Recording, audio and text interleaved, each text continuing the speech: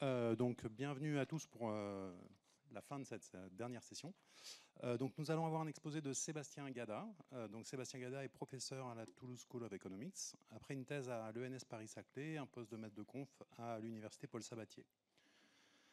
Il dirige notamment le Master Data Science for Social Sciences, qui forme les étudiants aux méthodes récentes utilisées en sciences des données.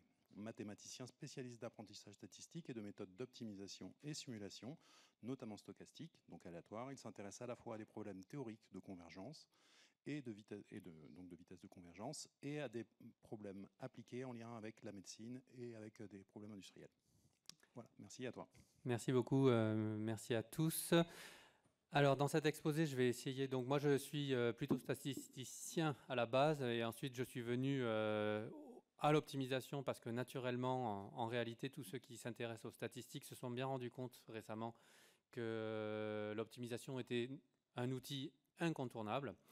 Et donc l'exposé va naviguer entre statistique et optimisation. Il va toujours être plus ou moins motivé par des éléments de statistique, mais après, moi, je vais plutôt vous parler d'optimisation, notamment optimisation stochastique. Donc, la partie introductive va juste essayer de rappeler le paradigme de ce que c'est l'apprentissage statistique. Je vais rester sur un exposé qui ne sera pas trop technique. Je l'ai fait volontairement. J'ai essayé de rester assez haut niveau pour pas assommer en cette dernière partie de la journée l'auditoire. Donc, un petit rappel du paradigme de qu'est-ce que c'est apprendre pour un moteur d'intelligence artificielle. Alors, ça se passe toujours ainsi. Nous avons un jeu de données et après un processus de feature engineering, on sépare le jeu de données en apprentissage, validation et test. Et le train, c'est là que l'aspect optimisation se passe, en quelque sorte, dans cette espèce de pipeline-là, qui fait ce chemin-là.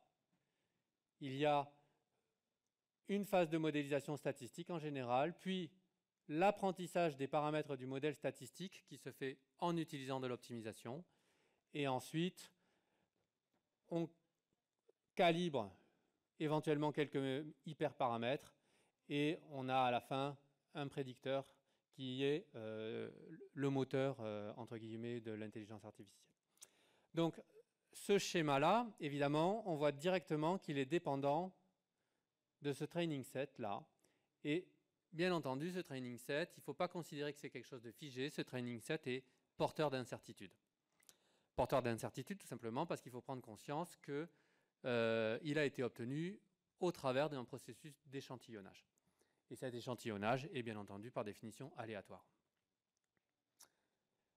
Les motivations sont immenses, évidemment. Alors là, j'en ai pas donné en transport, mais directement après, mon problème industriel sera plus focus sur l'aspect transport et mobilité, on va dire.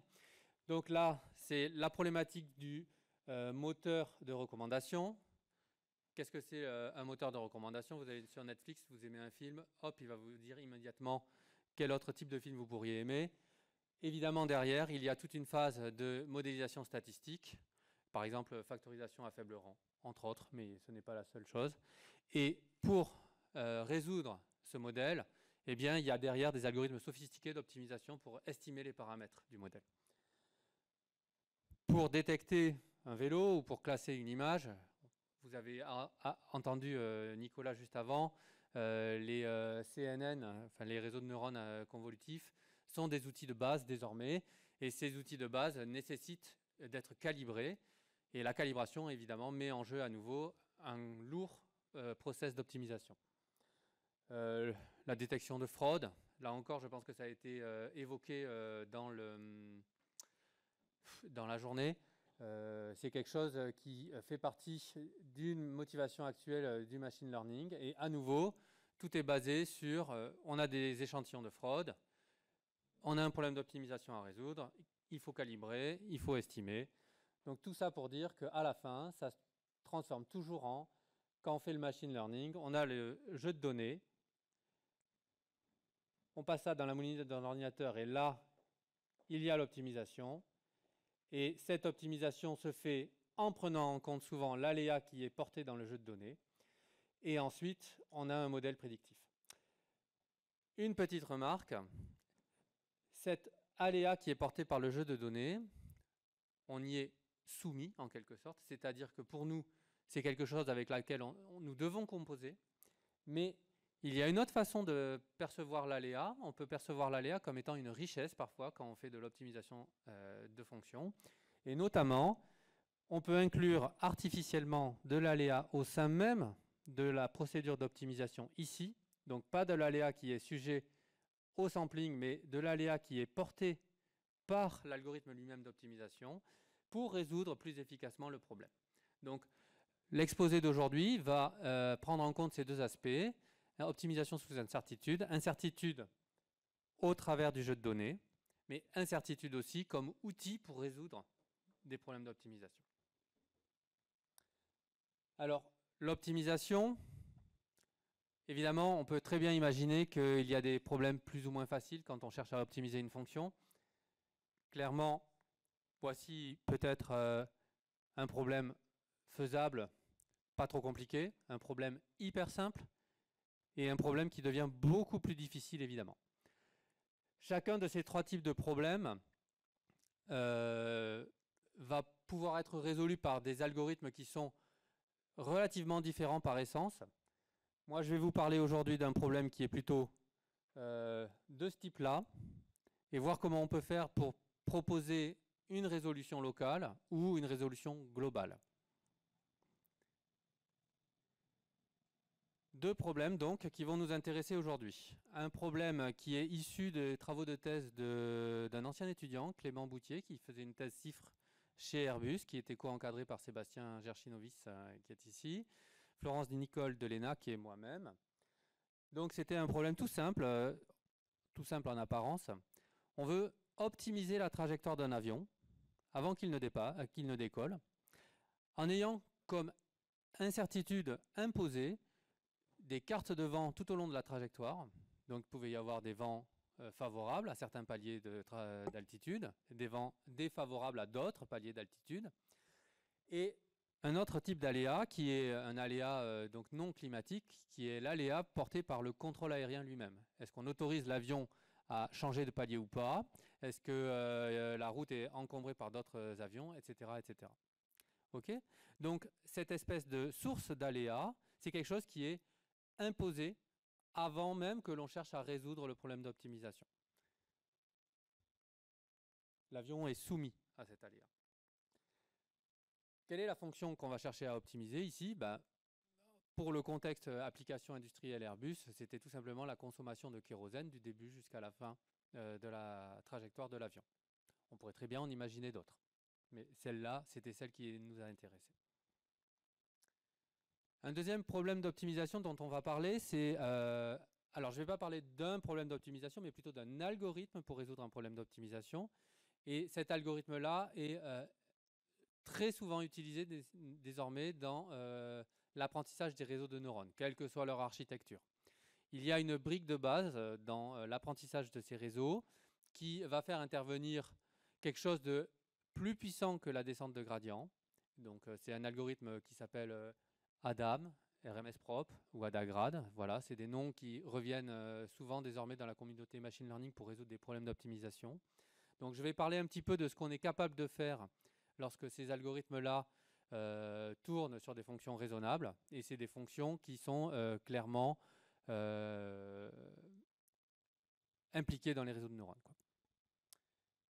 Et notamment, comment exploiter le bruit d'échantillonnage pour donner des bons résultats, des bonnes garanties théoriques sur ces algorithmes-là.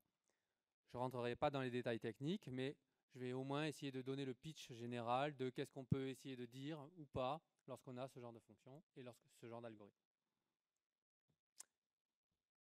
Allez, donc premier problème, un problème donc typiquement industriel, optimiser la trajectoire d'un avion sous contrainte de vent aléatoire, c'est-à-dire qu'on a des scénarios de vent en amont, on a des scénarios de contrôle aérien, oui, tu vas pouvoir passer à 1000 pieds, non, tu ne vas pas pouvoir passer. Quelle est la probabilité que je puisse passer ou pas? Voilà, donc ça, c'est tout ce contexte-là d'aléa qui va être soumis à mon avion qui va décoller de Paris et qui va atterrir à Toulouse. Qu'est-ce que c'est une trajectoire pour un avion? Une trajectoire pour un avion, en gros, si on se limite à l'idée que la trajectoire va être en ligne droite entre Paris et Toulouse, on va juste éventuellement s'intéresser à la composante altitude entre Paris et Toulouse.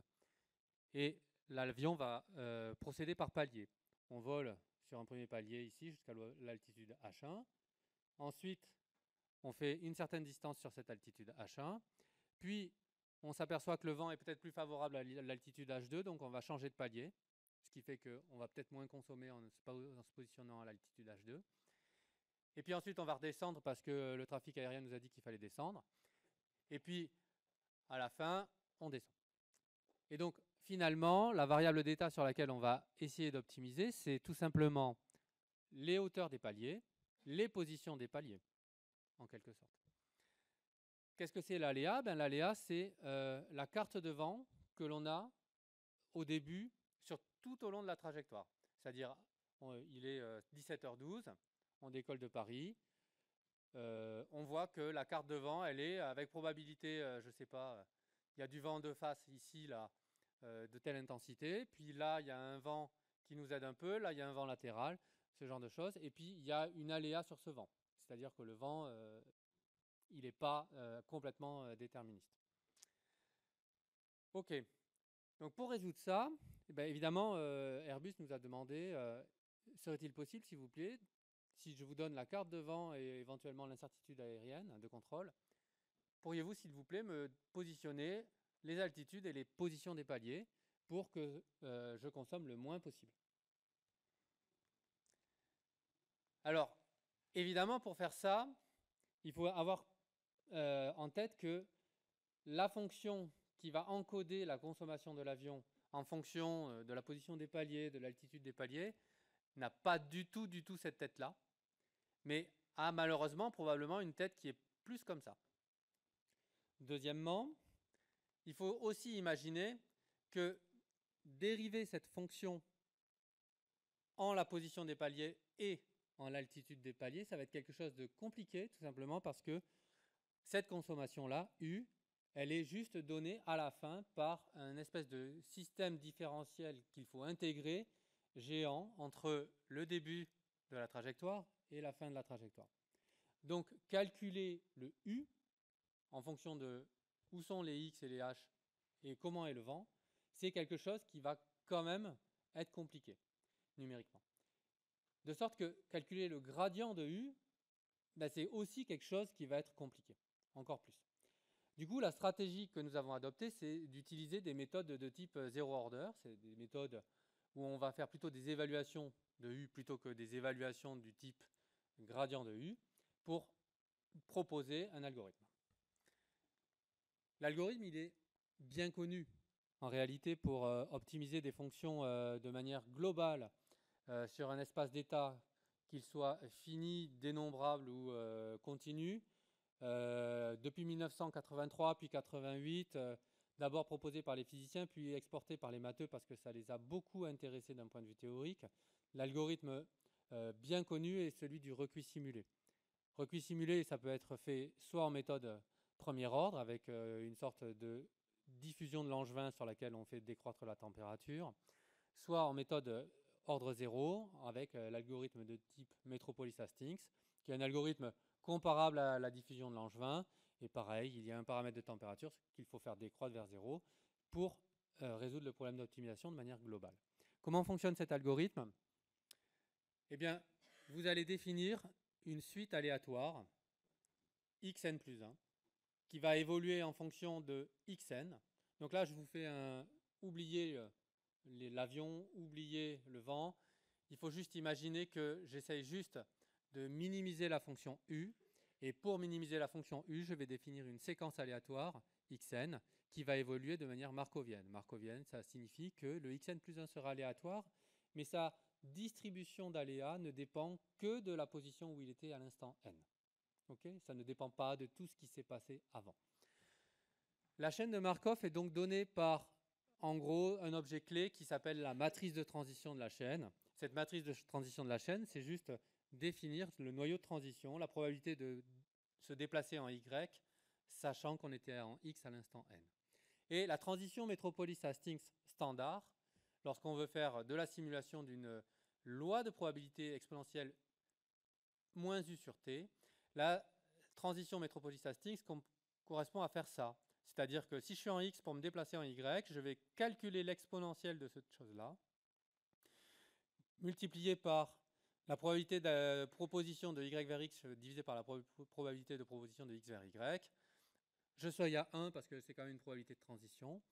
Et ça, c'est quelque chose qui me permet de me déplacer efficacement sur l'espace d'état et qui permet de converger vers la distribution de Gibbs à température T.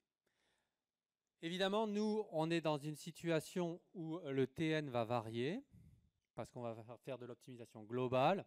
Et donc, en gros, l'algorithme de Metropolis-Hastings adapté au cadre recuit simulé correspond juste à, dans ce ratio de Metropolis-Hastings, faire décroître la température Tn. On va discuter un peu plus tard de comment doit décroître cette température Tn. Un résultat typique pour le recuit simulé déterministe, c'est-à-dire le recuit simulé où il n'y a pas d'incertitude sur la fonction U. Le résultat bien connu depuis AGEC en 88 est que si la température décroît logarithmiquement avec le nombre d'itérations, l'algorithme va converger non pas vers un minimum de U, mais vers le minimum global de U. Okay ? On va trouver le puits le plus bas possible. C'est évidemment un résultat hyper fort d'optimisation, mais c'est évidemment un résultat hyper faible d'un point de vue logarithmique, parce que le temps que l'on va passer pour résoudre ce problème d'optimisation de manière globale est très long, bien plus long qu'une descente de gradient. Ok. Alors, nous, c'était l'outil de base pour la thèse de Clément. On part dans l'idée qu'on utilise cette idée de recuit simulé. Ça a plein de vertus. La première vertu, c'est que ça a un minimum global, et à la fin, la deuxième vertu, c'est que c'est une méthode zero order. On ne calcule que la valeur de U. Mais évidemment, pour nous, c'est problématique d'utiliser ça directement parce que le U, on le mesure avec l'incertitude du vent. Okay ? On n'a pas, si je donne une trajectoire, le U que je vais mesurer est aléatoire. Donc il faut gérer, au-delà de l'aléa qui est porté par cette chaîne de Markov-là, il faut gérer l'aléa qui va être porté tout simplement par le calcul de ce U. Donc c'est faire de l'optimisation sous incertitude, et là, les gens, que ce soit en machine learning, même en méthode locale, avec les méthodes de gradient, les gens ont développé ad nauseam toute une stratégie de type mini-batch pour essayer de tuer cet effet de perturbation par l'échantillonnage, etc., etc. Et donc là, c'est exactement ce que nous avons essayé d'exporter dans le contexte du recuit simulé. On va donc se mettre à faire du mini-batch lorsque l'on fait du recuit simulé sur les transitions. C'est-à-dire que, je reviendrai un peu plus tard sur le slide précédent, c'est-à-dire que on va, tout au long des algorithmes des itérations du recuit simulé, on va tirer des scénarios de vent qui sont simulables par le code de calcul de Airbus, et donc simulables aussi en termes de... C'est calculable, cet objet-là.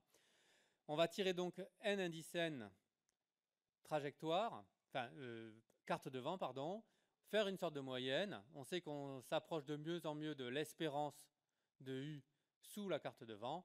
Et donc, on va plugger ça tout simplement dans la transition Metropolis-Hastings du recuit simulé. Toute la question est ensuite de savoir combien doit être le n indice n, la taille du mini-batch, parce que évidemment, plus le mini-batch est gros, meilleure est l'estimation, mais plus le mini-batch est gros, pire est le coût de calcul de cet objet-là. Okay ? Et donc, il y a un trade-off qu'il faut aller chercher un petit peu avec les dents pour avoir un coût de calcul raisonnable. Juste avant de donner le trade-off, je vais éventuellement vous rappeler, pour les plus ambitieux parmi vous, comment fonctionne un petit peu le recuit simulé. Le recuit simulé, en fait, donc on définit une chaîne de Markov, puis cette chaîne de Markov est inhomogène en temps, c'est-à-dire que la température typique de cette chaîne de Markov décroît vers 0. Donc il y a deux effets qui se mélangent un petit peu là-dedans. Le premier effet est que la distribution invariante de cette chaîne de Markov, c'est un objet qui est muté, qui est le champ de Gibbs, qui est exponentielle moins U sur T. Et lorsque t tend vers 0, le champ de Gibbs exponentiel moins u sur t se concentre sur les minimums globaux de u. Globaux. Donc cet effet-là nous plaît évidemment pour l'optimisation, puisque plus t est petit, plus le champ de Gibbs muté va être proche des Dirac sur les minimums globaux. A l'inverse, et ça c'est un petit peu l'écueil, mais on ne peut pas lutter contre, nous on veut avoir une simulation qui va s'approcher de la distribution mutée avec notre chaîne de Markov. Et ça, c'est une propriété bien connue des chaînes de Markov, c'est-à-dire que les chaînes de Markov se mélangent. Elles se mélangent, elles sont ergodiques la plupart du temps, et cette ergodicité est traduite par le fait que si la température était fixée, l'itération de Metropolis-Hastings va se rapprocher de plus en plus de muté avec une certaine vitesse, epsilon t de n. Et donc pour faire quelque chose d'intelligent dans tout ça, il faut comprendre quelle est cette vitesse epsilon t de n et comprendre la balance qui doit exister entre le t et le n. C'est-à-dire que plus t est petit, peut-être plus epsilon t de n va être mauvais pour le n. Et par contre, si t est fixé, comprendre le epsilon t de n en fonction de n est quelque chose d'important. Alors il y a une nouvelle géniale en chaîne de Markov, c'est que le epsilon t de n, il converge toujours exponentiellement vite en n. C'est-à-dire que le mélange d'une chaîne de Markov, pour peu qu'elle soit bien ficelée, c'est le cas pour les champs de Gibbs, le mélange se fait toujours exponentiellement vite dans le nombre d'itérations. Mais la mauvaise nouvelle est que le facteur de multiplication dans l'exponentielle, ce C indice T là, lorsque la température de la mesure de Gibbs tend vers 0, ce facteur-là, lui, tend exponentiellement vite aussi vers 0 en le T. C'est-à-dire que la constante de mixing, c'est ce qui est appelé mixing en machine learning pour ceux qui pourraient croiser ce genre de choses. Cette constante de mixing, elle est en exponentielle moins c sur t pour les problèmes multipuits, ce qui est notre cas. Donc dès lors que l'on a vu ça, on s'aperçoit qu'il doit y avoir un trade-off qui est que le t va devoir décroître logarithmiquement en n pour avoir quelque chose de raisonnable, pour avoir un epsilon t de n qui va tendre vers 0. Okay. Là, je vous ai fait une sorte de pourquoi la température dans le recuit simulé doit varier logarithmiquement avec le nombre d'itérations. Ok, sans preuve. Alors maintenant, qu'est-ce qu'on peut dire pour nous, notre problème de recuit simulé perturbé par les cartes de vent? Eh bien, on a dit que NN, c'était notre mini-batch. Hein, celui qui nous sert à chaque itération. On tire NN scénario de vent, et puis on regarde combien va coûter la trajectoire. Je plug, plouf là, comme ça, cette estimation de U à l'intérieur de mon ratio de Metropolis-Hastings avec donc le mini-batch NN. Et je transite avec ce ratio-là. Donc c'est ce que j'ai dit, plus NN est grand, mieux c'est, mais plus c'est coûteux. Et donc Clément Boutier, dans sa thèse, a démontré le résultat suivant, qui est que si la température du recuit simulé continue à décroître logarithmiquement avec n, il n'y a pas de miracle là-dessus, et que le mini-batch est de taille n au carré, et on ne peut pas descendre en dessous, alors on va toujours avoir un algorithme qui va converger vers le minimum global de la fonction u, en quelque sorte. Donc c'est en quelque sorte une roadmap sur si vous avez un recuit simulé perturbé, que vous voulez faire du mini-batch, gardez toujours le schéma en log n pour la température, et itérer une taille de mini-batch qui est proportionnelle au carré du nombre d'itérations. Okay. On peut même donner une garantie statistique, c'est-à-dire que avec probabilité 1 moins delta, pour atterrir dans un epsilon voisinage, eh ben, ça va coûter tant. Et évidemment, comme l'algorithme est porté par une température logarithmiquement décroissante, le coût de calcul est exponentiel en le epsilon.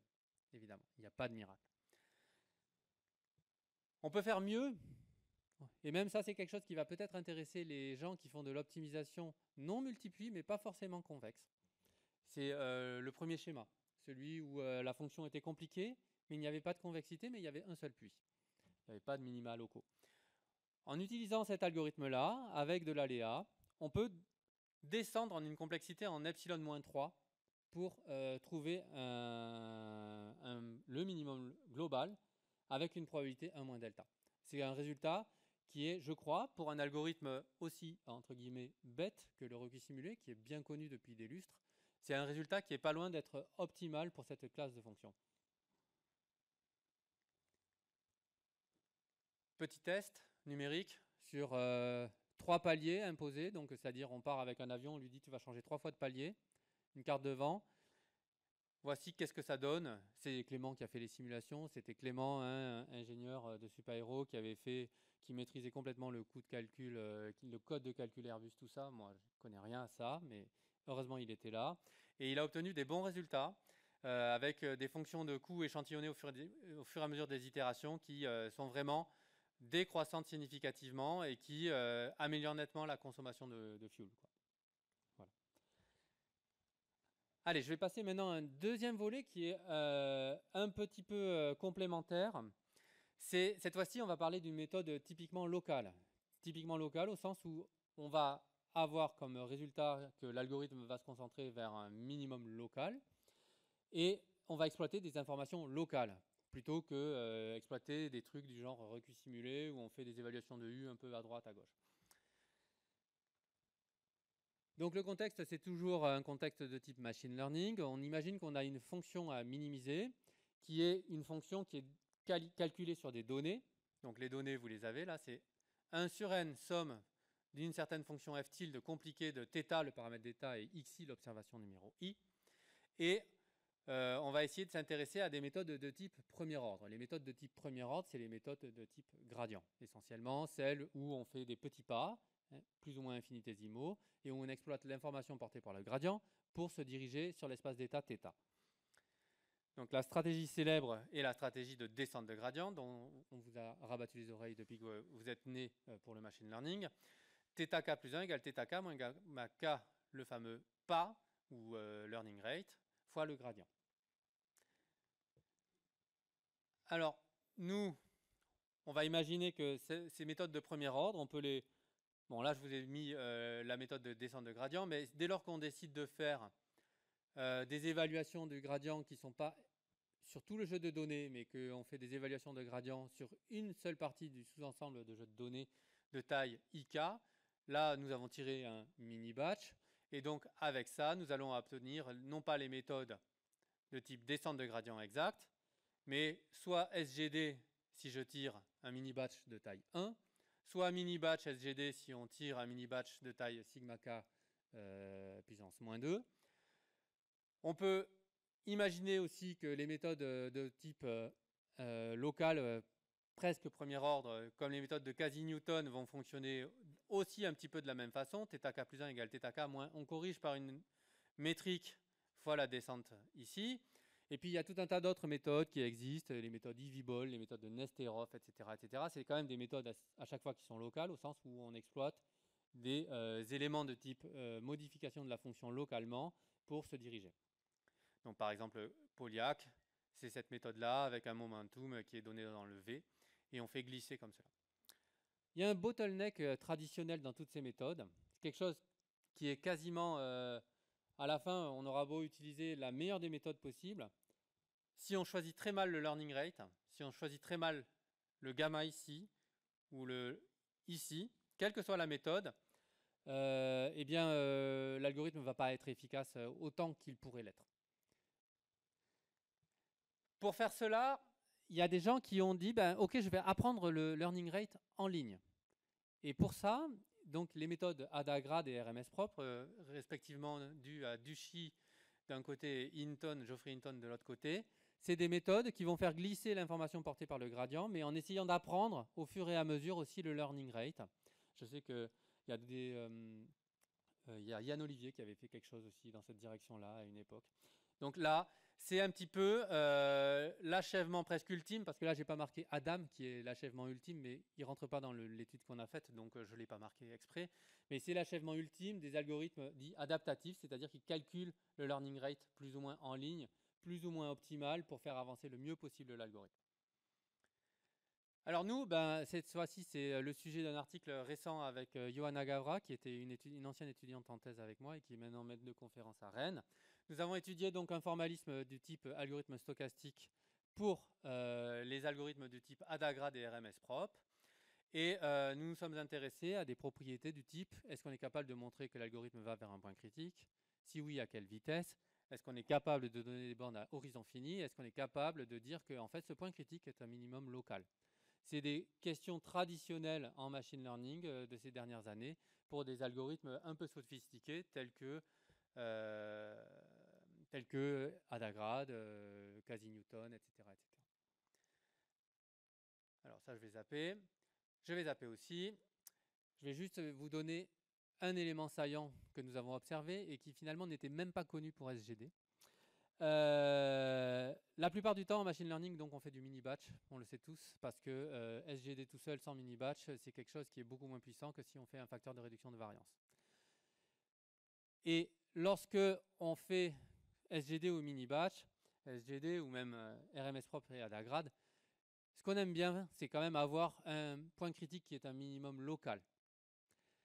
Et il y a quelque chose d'antinomique là-dedans, c'est-à-dire que finalement, plus on fait du mini-batch gros, plus on réduit le niveau de bruit de l'algorithme d'une itération à l'autre, et finalement, plus on réduit son aptitude à sortir de points critiques qui sont des pièges. Donc finalement, prendre un gros mini-batch et faire SGD, c'est réduire son aptitude à converger vers un minimum qui est un minimum, vers un point critique qui est un minimum local. Et on peut se trouver piégé. Donc nous avons identifié avec Johanna des conditions qui donnaient la taille du mini-batch en fonction du learning rate qu'il faut mettre pour avoir la garantie que le point critique sur lequel on converge est un minimum local pour Adagrad, RMS propre, et évidemment c'est aussi valable pour SGD. Voilà. Donc là il y a tout un tas de jargon de paramètres. Il faut s'imaginer que là, pour Adagrad et RMS propre, là c'est la taille du learning rate, et là c'est la taille du mini-batch, ou c'est, je ne sais plus comment ça marche, ou c'est 1 sur la taille, ouais, non, c'est là plutôt. Le mini-batch c'est sigma k puissance moins 2s, donc il est là. Et donc en gros, on s'aperçoit que le mini-batch va converger vers des minimums locaux de la fonctionnelle, uniquement pour des petites valeurs de S, et pour les grandes valeurs de S, sauf erreur de ma part sur la littérature existante, on ne sait rien dire. Voilà, je vous remercie, je vais m'arrêter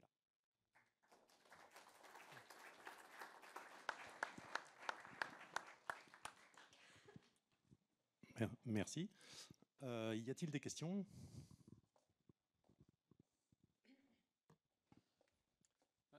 Je connais pas bien ce genre d'algorithme, mais en DNN, ce qu'on utilise beaucoup, c'est des learning rate schedulers. Est-ce que vous avez essayé d'utiliser ce genre de technique ?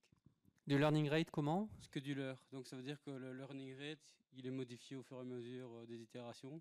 Et donc il y a des techniques genre le one cycle learning rate où on fait des espèces de sigmoïdes et il converge. Ça montre que ça converge 10 fois plus vite que si... Ouais, alors c'est observé d'un point de vue pratique, mais c'est hyper difficile à étudier d'un point de vue théorique. Ça, c'est des stratégies qui fonctionnent pour des algorithmes non adaptatifs, non prétendument adaptatifs. C'est-à-dire qu'on utilise toujours le même type de champ de vecteurs pour upgrader la position, et c'est juste le cycle qui est changé sur la taille du learning rate. Mais là, justement, Adagrad et RMS propre, soi-disant, sont porteurs de... J'ai utilisé de la dame avec des schedulers, donc ça marche. Mais Adam, alors du coup, le cycle, il est sur les... C'est le learning rate qui est modifié. Celui-là, là ? Votre paramètre de learning rate, il est modifié à chaque époque. Sur Adagrad ou RMS propre. Alors ça doit être sur RMS propre éventuellement, et c'est le bêta qui est modifié en fonction du cycle probablement, parce que sur Adagrad il n'y a aucun paramètre. Il n'y a pas de learning rate. Sur Adam, oui. Sur Adam, oui, mais c'est le paramètre d'inertie sur Adam, c'est le bêta. Enfin, sur Adam, il y a 2 paramètres, un alpha, un bêta, et ça va être là-dessus. Et ça change beaucoup. Je n'ai pas. Non, ça change pas la précision, mais ça accélère de 10 fois la vitesse de convergence. Oui, c'est intéressant. Non, je ne sais pas. C'est implémenté, tout fait sur PyTorch. Ah, c'est ça qu'on aime.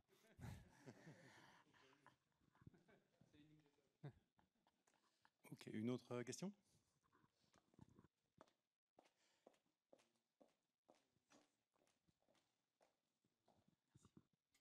Bonjour, merci pour la présentation. Moi, pour le premier problème que vous avez traité, intuitivement, je serais parti sur du RL. Est-ce qu'il y a des avantages avec votre solution de recuit simulé par rapport au RL ? Voilà. Alors là, le spécialiste de la question par rapport à la thèse de Clément Boutier il est plutôt dans la salle là, il pas sur l'estrade. Je saurais pas je saurais pas répondre à cette question-là. Le reinforcement learning pour les problèmes d'optimisation globale comme ça, sous incertitude, fonctionne aussi. Hein. Il y a des implémentations. Je sais que Clément avait travaillé là-dessus avec Sébastien également. Et j'avais suivi ça d'un peu plus loin parce que je ne suis pas du tout spécialiste du sujet. Ah ben d'ailleurs, il va peut-être te répondre. Regarde, il y a le micro. Je vais répondre moi non plus. En vrai, on n'avait pas fait d'URL. Non, mais si on fait d'URL, on augmente la complexité de l'espace de recherche. En vérité, on apprend une politique. Oui. Là, on cherchait à... comment dire ? On ne cherchait pas à réagir à un aléa qu'on aurait pu observer en cours de route. Oui, c'est stationnaire, quoi. Oui, exactement. Donc l'espace de recherche est plus simple en vérité. Mais c'est une bonne idée aussi de tenter d'essayer. On peut essayer énormément de choses d'un point de vue empirique en tout cas. Ok, merci. D'autres questions? Bon, sachant qu'on est très en retard. Hein, donc, Juste poser une dernière question. C'est dans tes problèmes, là, il n'y a pas de contraintes. Qu'est-ce qu'on fait s'il y a des contraintes? Alors, s'il y a des contraintes, alors je peux répondre lâchement. S'il y a des contraintes et qu'elles sont encodables facilement par le biais d'une descente miroir, avec un opérateur prox pas trop pourri, essentiellement tout est transposable. Voilà. Ça, c'est s'il y a une descente miroir implémentable déterministe, on peut le faire. Ça pose zéro souci. C'est des inégalités en termes de martingale et puis voilà, c'est fini. Mais il n'y a pas de difficulté supplémentaire. Si c'est des contraintes pour lesquelles la projection est coûteuse ou je ne sais pas. Ça, en toute généralité, il n'y a pas de réponse. Ok, donc je vous propose de s'arrêter là. Donc merci encore. On va passer à la table ronde.